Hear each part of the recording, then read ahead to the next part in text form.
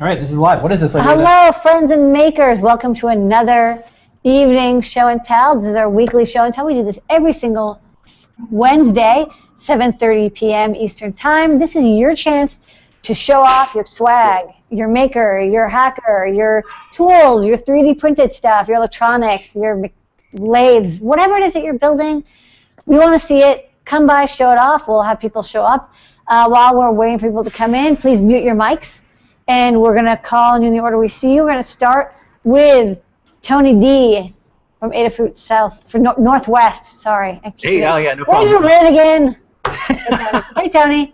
Hey, yes. So I've got a little thing to show off. Last week I was working on converting analog digital converter code to work with the Raspberry Pi. So we have like the MCP 3008, which is a real little low-cost ADC. And then there's a nice one, the ADS 11115. From Texas Instruments, and it has a cool thing. It has a programmable gain stage where it can actually apply an amplification to your signal. And I thought something that might be kind of fun to demonstrate and use that is using a load cell, which is like what makes up a scale. So if you remember a couple years back, I did the Smart Cocktail Shaker project, which used a load cell that I pulled out of a little kitchen scale and a real fancy little instrumentation amplifier into an Arduino, and just using its little 10-bit ADC. But I played around, and I can actually use the ADS 11115 to read the load cell directly. Now, the load cell only outputs like from 0 to like 0.0, I think like 0 to like 0.1 millivolts or so. So it's real small. But when I use that gain, I can use a 16x gain. I can actually get some decently readable values out of it. So let me switch real fast to my desktop or the Workbench cam.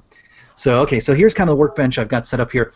This is the load cell. This is a little kitchen scale.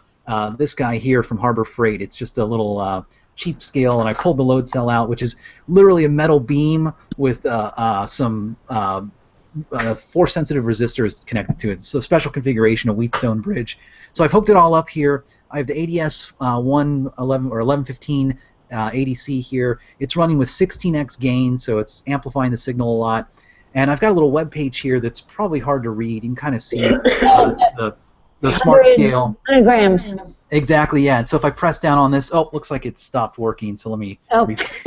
Yep, exactly. It's kind of fun. Okay, now it's working. So what I'll do is I'll throw a glass on here, and let's see, and I'll tear the scale, and so now it's at 0. And now let's see, I'm gonna put some ice in. Put a couple cubes in here, and unfortunately. It's a little bit too early to be drinking, alcohol. So I've got some cold brew coffee that I brewed. This is just some kind of, you basically put coffee in water overnight, and it's in this kind of fancy little thing. So okay, so I've teared the scale, and it's telling me I have about maybe 3 grams of ice or so. So I'll tear that again. I'm going to pour in coffee, and as I pour, you can't really see it, but the web page is telling me how much I've poured in there. So I have 44 grams. And that's just reading the value from the load cell in here using the ADC. So I put in 44 grams of coffee, and then I need to add a little bit of water. So let me grab that real fast. This is the Internet of caffeinated things. Exactly, yeah. So this could be like tweeting out if I wanted, or I could send it to Adafruit.io. I was kind of trying to think, though, like, what are interesting Internet things? And they all just kind of seem like gimmicks. I don't know if there's an easy way to do it. But okay, so I'm going to tear the scale again. And I'm going to add, usually you do like a 2-to-1 ratio, so I want to add like 80 grams of water or so. So that's about 74, so it says that's close enough. So that's the kind of smart scale cold brew coffee process here, just using the little ADS 1115 analog to digital converter with the programmable gain. I'm able to read the little load cell here and convert that into weight. That's a Pi Zero. It is a Pi Zero, yeah, exactly. So this would be a cool little Pi Zero project.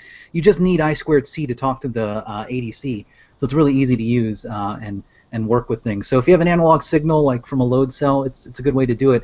And if you check the Learning System, I have a new guide out that shows how to use it. Has a little bit fancier new library. You can actually pip install the library, which is kind of cool too. So some good stuff. Also, it's a great demo, and I like how it's self-fulfilling. Now you have coffee, so you're going to write more code. There you go. Yeah, exactly. Right. Cheers. Thanks for the update, Tony. Thanks, yeah. And then thank you so much for everyone out there who's using the Raspberry Pi and our code. We are doing a lot of update work where we're adapting the code to be Python 3 compatible, to be PEP 8 compliant, and also allow it to be installable via the command line without having to use Git. So it's a lot of work, and we're discovering all sorts of things, but we're fixing bugs and maintaining and updating this code, which is nobody wants to do it, but we're going to do it. Yeah, we put out lots of code. The consequence is you have to update all the code. We have to keep it up to date. So we're going to go Python 3 support. I don't know. Nobody else does, but we thought we would do it. So thanks, Tony, again. Keep drinking that coffee. You're going to need it. Yeah. All right. Now I'm Pedro from Adafruit Southeast. How you doing? Hey, folks. Oh, can't hear you. It'd be cool if it was 3D printing expert Sheree. I just want to mention that, Nona Pedro, every week you have great T-shirts. Yeah. And, like, you have the best 8-bit Nintendo. I mean, like, how do you have so many? Do everyone want to know? we have many 3D printers, so we can 3D print. No. 3D printed shirts, yeah, red versus blue this week. Ooh. Yeah, so I thought I'd do kind of a simple, easy project, but sort of more explore with some clever techniques using G-code and slicing. So I put together a really simple, cute-looking, low-polygon heart, and it's like a two-part box. But I was experimenting with different infill patterns to get this lovely-looking triangle-shaped thing. And the cool thing about this is, although it does look like it's dual extruded, it's just actually one extruder. So what you can do is you can lay down one layer, and using some clever G-code, you can set a specific type of infill pattern. And when I lay one layer of transparent material, I can use a ZPause command to change out the filament color, so I can swap colors out. Oh, so it's layers of color. Yeah, layers of color, and you can change the different the infill patterns. This was more of like a honeycomb, and that one is the triangle stuff. So I plan to do like a little layer-by-layer tutorial on how I put this together. It's a fully parametric design, so you guys can easily make it into like the most lovely enclosure for like a flora or something, right? So it's just two parameters thick, so it takes like 10 minutes to print. It's really nice, and it's still pretty strong, but I thought it'd be kind of neat to do it, especially with the Hallmark holiday coming up here in the States. Yay! So I thought that was kind of. I like it. I like the the aesthetic design. Like you took it, the infill, and you're like, well, it's kind of beautiful, so let's take advantage of that and use that as a decorative element. So yeah, I got inspired by like a lot of different designs out there, especially like the woodworkers who are making like these cool little heart-shaped boxes. Like I wonder how I could 3D print one and add color to it without having to use a marker or something. So I thought that was pretty cool. No, I like it. And then this week we have a sort of special project that you guys can check out later tonight on the show. Yes. Okay. Cool. All right, guys. You put us up the bomb, the bath bomb. There you go. All right. Next up, I think first time participant on the show and tell. Hello, Jack. How's it going? Hey, Jack McCoy. Welcome. Please unmute your mic and show us what you're working on. Hi. Hey. Hey, Jack. I'm Jack. This is my first excited here. This is my Raspberry Pi. Oh, you're cutting out. Router. Yeah, you're cutting out a little bit, Jack. Are you on Wi-Fi or Ethernet? What's wrong? Oh. You're cutting out a little bit. Maybe get close to the router. Sorry, Wi-Fi is terrible. This is That's okay. a problem a lot recently. You want a lot of devices that work. Are you on a laptop? Can you move it closer? Yeah, I'm on a laptop. I'll move. Okay, Move, guys. We'll come back to you once we see you in a steady state. Good. Okay, right. We'll come back to you. All right, Richard. Hey, Richard. Hey guys, hopefully my mic's working this time. Yeah, you sound great. All right, cool. So actually what I didn't get to I showed you guys the LED stuff last time, but I didn't get to talk about it. So what that was is I've taken the LED chip that I've been working on and started putting it in a lot of the old club projects that I had worked on for many years. And the last couple of weeks I've been talking to a fabricator about possibly producing those chips. And actually they've been getting quite a bit of use in a couple of people's projects. So this is an article I wrote on my website just a little while ago about a friend who does LARP weapons, and he's put one of the first of my chips into this axe. So you can kind of see how it lights up with the NeoPixels. It has that fast vibration sensor in it, so It was real easy to add feedback, and literally all I did was just pull one of the chips out of my drawer, attach a couple of LEDs to it, and you can see here how it's kind of wired up with the rechargeable battery. So that's been going into quite a few projects, and we're getting a lot more people, artists especially, who are wanting it. I did want to show off briefly, I've sent out this board, which is the new revision, to Osh Park, and hopefully I'll get it in about a week and a half. But this has the new logo for the design on it too. I changed everything that I could down to surface mount components, and then put everything on one side of the board so I get a flat side.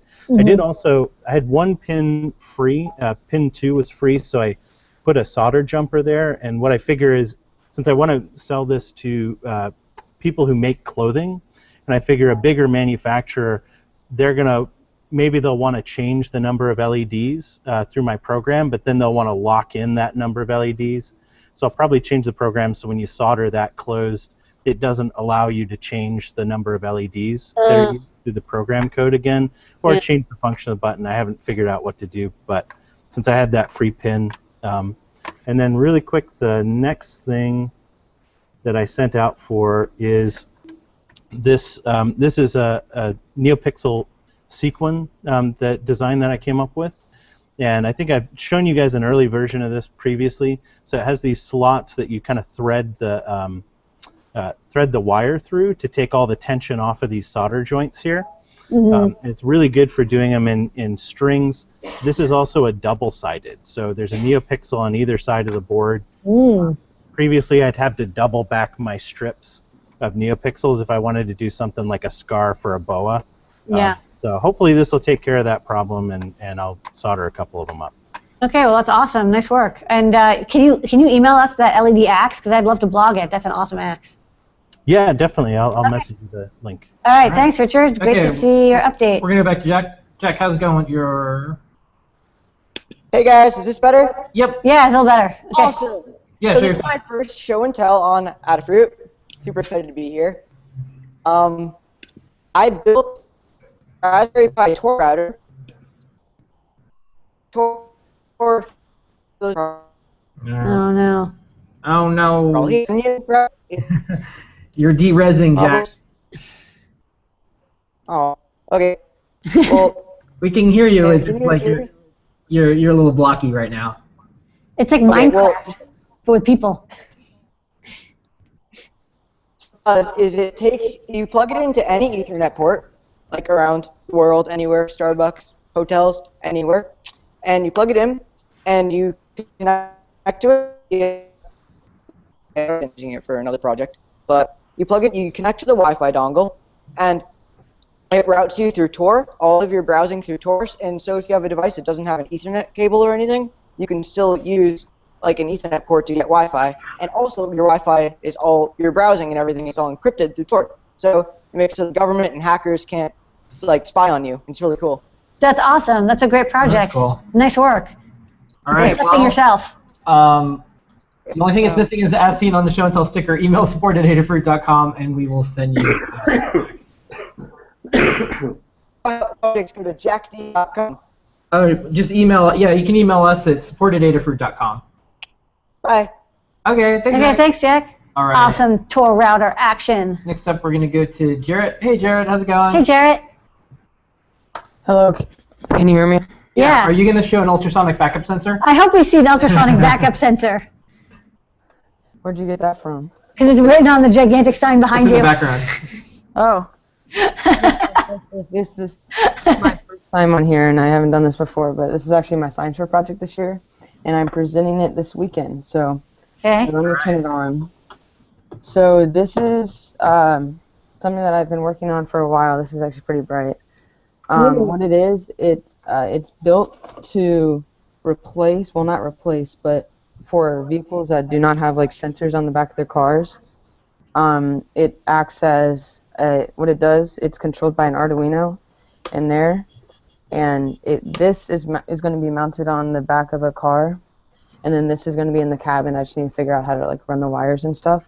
But it has 3 ultrasonic sensors, and displays the distance on here, and it also tells you what side the object is on.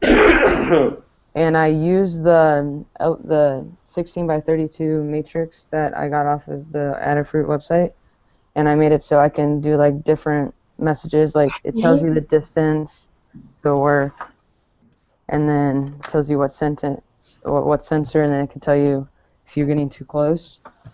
That's cool. I like how it has multiple sensors, so it knows if you're in the center or off to the sides, it'll get you right. Yeah. Right now, the only problem is with 3 sensors, there's blind spots, and I would probably add more before I installed it on, and I would have to make it weatherproof, so I just need to figure out how to do that. And another feature that I put on it is it beeps at an increase in intensity when you get closer to the sensor.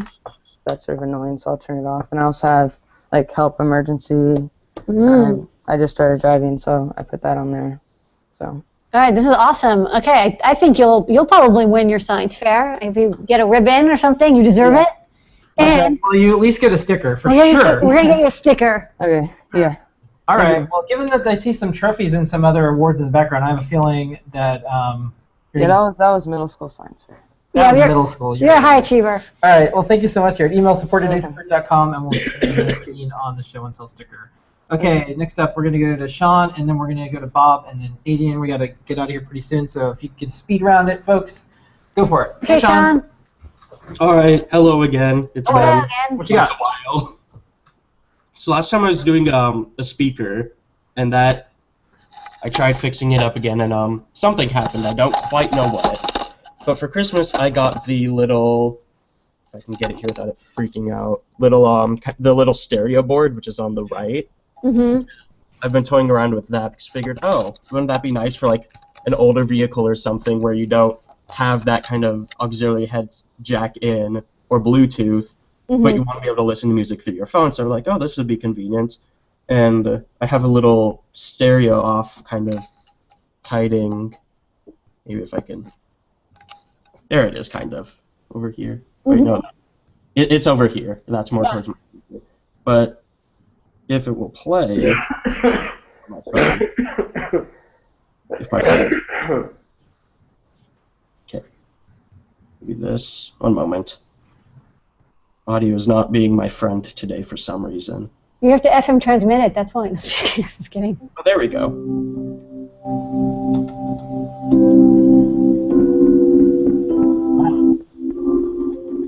So it works. I did all the soldering earlier today. But of course, I happened to make a fatal error. Uh-oh. I forgot probably the most important joint is the power from the 3-volt per trinket over. So I need to fix that later. So that way, it's actually solid and doesn't, suddenly short out on itself or something. Okay. But it works, and it has been a while since I've, tried fixing it, and though I'm taking care not to look at my cold solder joints everywhere because where I live, it is currently freezing cold outside. Okay. Well, the soldering iron will keep you warm. Congratulations on your successful build. You can now beam music through space. And, of course, we will send you a sticker, email support@adafruit.com, and you can put a sticker either on that PCB or on your cute little stereo. It's cute. Okay. Or on the Altoids tin. Or the Altoids tin. Okay. All right. Thank you, We'll go Sean. Bob, and then Aiden. Bob, how's it going? Good. How are you guys? Good. Hey, Bob. What you got? So keeping with the Valentine theme, I've got this little heartbeat simulator. It's fluorescent. Can you see it okay? Yeah, that looks great. That's so cute. Yeah. Yeah. So it's very simple. It's fluorescent red acrylic, which looks really good with a high-powered white LED, laser cut, and then the base is just heat bent. And you could use just about any microcontroller with it. I use a DigiSpark, but I developed it on a Pro Trinket, and it's just two pins and PWM to simulate the heartbeat. So that's one thing. And then the other thing I've got for you is a little bit more complex. So what this thing is a box that, oh boy, I'm dyslexic in left and right, so. No, it's hard with video because it's always the opposite of the opposite. It's mirroring and my brain fries. So we've got an LED matrix in the center, and it shows patterns of spinning lights that are sort of fuzzy. And then on top I made, you can't read the lettering, but there's actually lettering in relief on these buttons, custom button tops. There's sounds, environmental sounds. So the whole thing has a calming effect. So there's like rain, stream, crickets, the ocean waves, and stuff like that. Let me see if I can do a screen share to show you what's going on inside. It's got a Raspberry Pi. Just a moment. Spa soother. Yes. Feel soothed. Time to get soothed. Time to get soothed. Okay, where's screen share on here? Oh no. I'm not seeing a thing for screen share. Is it on the left side bar? No, it's still on the spa soother. Oh, darn it. Okay, well, it's got a Raspberry Pi on the inside, and I used Lemore's tutorial for PWM audio out from the Pi Zero, and then I grafted on an LM386 amp on the thing going to the speaker. And then it has an interesting little switch from Pololu, which allows it a microcontroller, when it sends a signal to this digital switch, it actually kills its own power. So I've got it set up so that it will do a timeout after 20 minutes on the Pi Zero. Pi Zero talks to the, it's got a Rainbow Arduino clone in there for the LED matrix. Sends a serial, the Pi Zero sends a serial command to the Rainbow Arduino, says, I'm shutting down. The Rainbow Arduino waits for 30 seconds, and then it kills power. So real quick, I'll just turn it on. It takes about 15 seconds to boot up. Oh boy, I'm ready for soothing. Yeah, I didn't know how the lights would show on the video feed on the Hangout. It looks cool. But it's kind of like when you see it right, it's like spinning galaxies kind of. It's fuzzy spiral patterns. And then this probably just sounds like white noise right now, but it's rain. And then there would also be like, and that doesn't sound much different, but it's a stream and ocean waves.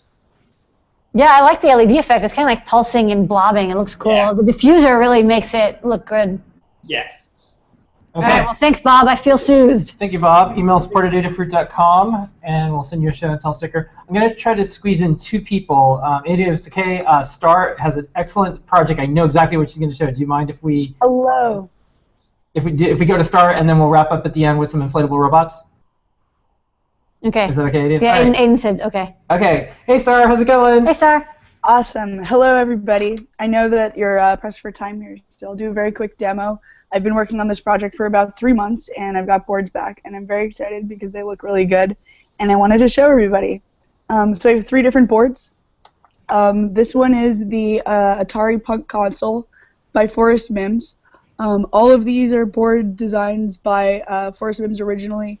So you can see I've put his handwriting on the board here. It's his original drawing. And the copper gives sort of like a notebook line look. Yeah. This is 2 555s in one chip with potentiometer knobs and a speaker on board, which I can demo. Let me get the battery.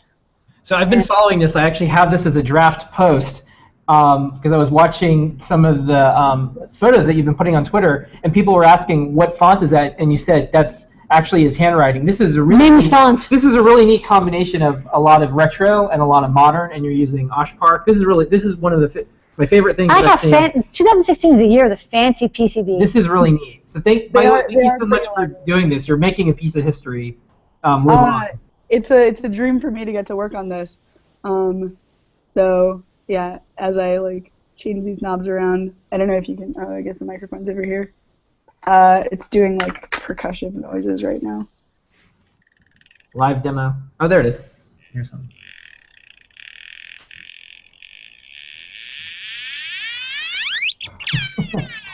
Yeah. So if you're more musical than me, you can make that do cool, like really cool retro synth noises. And is this part of like a project with Forrest Mims, or are you doing this on your own? Well, I have Forrest Mims sign off on this, so Okay. he's been, yeah, He did the circuits. He's done. He's like, I'm out of here. Yeah, he's still working on books, actually. I'm impressed. He works like 16 hours a day. But these projects are all from getting started in electronics. A lot of people have that book, I'm guessing. There are 2 other projects I'm doing just to start out with that I'll show real quick. So this is the dual LED flasher. It's like an awesome, cool, early... Classic. Super classic. And then the other one I'm doing, because we're engineers and it's awesome, is, and real quick, here's that. Bleep, running. bleep, bleep, bleep, bleep. And it says how it works on the back. That's wow. Cool. Nice silkscreen. Thank you. And then the last one, which is like for all of the budding engineers in the world, this is the bar graph voltage indicator. So this is like the build your own voltmeter, and you get 0 to 100% of reference in 25% steps. You can see there's the schematic with all the comparators. The circuit for this is really clear, and I've tried to make it obvious how everything's connected using negative solder mask. I didn't show that detail too well, but it's true on all of the boards. And then when I put the battery in, if I were to measure something with this, I think I might be able to do it. Yeah, it's tricky. It's tricky to use your fingers as a conductor, but that lets you measure voltages. All right. Well, this is great. And how many boards are you going to do total? Those are the 3 projects I'm launching with. Okay. Awesome. Right. Send a follow-up email. We'll get this up on the blog. I'm going to post it anyways. But please come back on the show and tell, and we'll get you in the beginning, and maybe you can show some of these again. I'd love to. Thanks, everybody. See you next week. All right. And throw something inflatable, and then we're going to go. Hey, so I'm going to try and make this quick because I know you're kind of pressed for time right now. But so as you know, I do a lot of work with soft robotics and a lot of work with the applications of soft robotics. Now, I've been thinking a lot lately about how to incorporate traditional hard robotics with newer soft robotics. So this is exactly that. So I've taken a Mi-arm. It's a open source laser cut robotic arm. I think you used to have a previous iteration of it in the shop. And I fitted it with a tiny silicone soft robotic gripper here. And let me just power it on and show you this in use. So I have a little item here, and I can inflate the gripper, and it kind of grips it. And then, kind of a weird two-handed activity here.